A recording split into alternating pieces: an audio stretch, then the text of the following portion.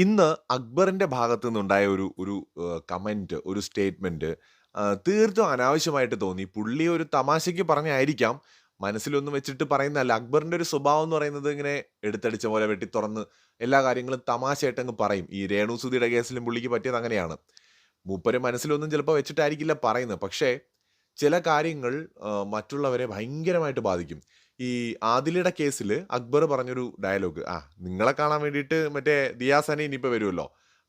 ഒരു തമാശയോടെ, പരിഹാസത്തോടെയാണ് പറഞ്ഞത്. കാരണം അക്ബർ പറയുന്നുണ്ട്, ഞാൻ ആഗ്രഹിക്കുന്ന എൻ്റെ ഉമ്മയും അതുപോലെ അദ്ദേഹം വിവാഹം കഴിക്കുന്ന പെൺകുട്ടി, ഇവർ രണ്ടുപേരും വരണം എന്നാണ് അദ്ദേഹം ആഗ്രഹിക്കുന്നത്. പേര് ഞാൻ ഓർക്കുന്നില്ല കേട്ടോ. അപ്പോൾ അതാണ് അദ്ദേഹം ആഗ്രഹിക്കുന്നത്. അപ്പോൾ അങ്ങനെ ഓരോരുത്തരുടെയും കാര്യം പറയുന്ന കൂട്ടത്തിൽ, നിങ്ങളെ കാണാൻ മറ്റേ ദിയാസന വരുമായിരിക്കും ചേച്ചി എന്നുള്ള രീതിയിൽ കളിയാക്കി പറഞ്ഞത് ആദിലയ്ക്ക് ഭയങ്കരമായിട്ട് ഫീൽ ചെയ്തു. ആദിലയുടെയും നൂറയുടെയും കേസിനകത്ത് കുറേ ആളുകൾക്ക് ഇവരെ ഭയങ്കരമായിട്ട് അങ്ങ് ഇഷ്ടമൊന്നുമില്ല. പ്രത്യേകിച്ച് ആദിലയുടെ ഒരു നേച്ചറൊന്നും കുറേ പേർക്ക് ഇഷ്ടപ്പെടുന്നില്ല. പലരും പറഞ്ഞു വയ്ക്കുന്നത് എന്താണെന്ന് വെച്ച് കഴിഞ്ഞാൽ, ഈ ആദില നൂറയെ എന്തോ പിടിച്ചു വെച്ചിരിക്കുകയാണ്, ബ്ലാക്ക്മെയിൽ ചെയ്യുകയാണെന്നൊക്കെയാണ്. ശരിക്കും ബിഗ് ബോസിൽ മാത്രമാണ് എനിക്ക് ഇവരെ കാണുന്നത്. അപ്പോൾ ഒരു പ്രേക്ഷകൻ എന്നുള്ള നിലയിൽ ഞാൻ കാണുമ്പോൾ ആദിലേക്കാൾ ഭയങ്കര ബോൾഡും സ്ട്രോങ് എന്ന് പറയുന്നത് നൂറയാണ്.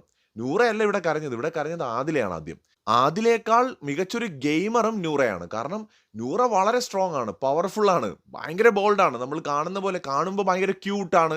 എല്ലാവരും അതുകൊണ്ടായിരിക്കും പറയുന്നത്. ക്യൂട്ട്നെസ് ഒക്കെ ഒരുപാടുണ്ട്, പിന്നെ ഭയങ്കര പേഴ്സണാലിറ്റിയാണ്. ഇതൊക്കെ വെച്ചിട്ടാണ് പലരും ഇത് അയ്യോ പാവം കേട്ടോ നൂറ എന്ന്. നൂറ പാവം തന്നെയാണ്, പക്ഷെ ഞാൻ പറയുന്നത് അതല്ല. ആദിലേക്കാൾ ഭയങ്കര ബോൾഡും സ്ട്രോങ്ങും ആയിട്ട് എനിക്ക് പലപ്പോഴും തോന്നിയിട്ടുണ്ട്. ഈ ആദിലയുടെ കേസിൽ ഇന്ന് ആദില കരയുമ്പോൾ നമ്മൾ മനസ്സിലാക്കേണ്ടത് മറ്റുള്ളവരുടെ ഇമോഷൻസിനെ വെച്ച് നമ്മൾ കളിക്കരുത്. അവരുടെ ലൈഫിലൊക്കെ എന്ത് നടന്നു എന്ന് നമുക്ക് ആർക്കും അറിയത്തില്ല.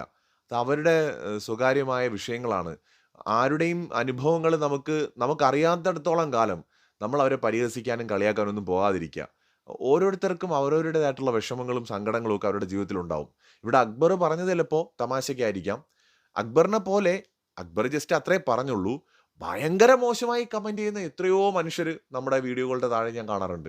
ഏഷ്യാനെറ്റിന്റെ അടക്കം ഫേസ്ബുക്കിലും യൂട്യൂബിലും ഒക്കെ കാണാറുണ്ട്. അതായത് എല്ലാവരുടെയും വിചാരം എനിക്കെല്ലാം ഉണ്ട്, ഞാൻ ഭയങ്കര സംഭവമാണ്, അപ്പം ഞാൻ എല്ലാം തികഞ്ഞിരിക്കുകയാണ്, അതുകൊണ്ട് മറ്റുള്ളവരെ കളിയാക്കി ഞാൻ വലിയ ആള് ആകുന്നു എന്നതാണ്. അങ്ങനെയല്ല.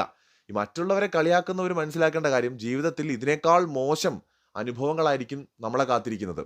അപ്പം അതുകൊണ്ട് മറ്റുള്ളവരുടെ സങ്കടങ്ങൾ കണ്ട് സന്തോഷിക്കാനും മറ്റുള്ളവരുടെ നഷ്ടങ്ങൾ കണ്ട് പരിഹസിക്കാനും ഒക്കെ പോകുന്നതിന് മുമ്പ് ഇതിനേക്കാൾ മോശമായത് പലതും നമ്മുടെ ജീവിതത്തിലും ചിലപ്പോൾ മുന്നോട്ടുള്ള ലൈഫിൽ കാത്തു വെച്ചിട്ടുണ്ടാവും എന്നുള്ളൊരു ഓർമ്മ ഉണ്ടാവുന്നത് നല്ലതാണ്.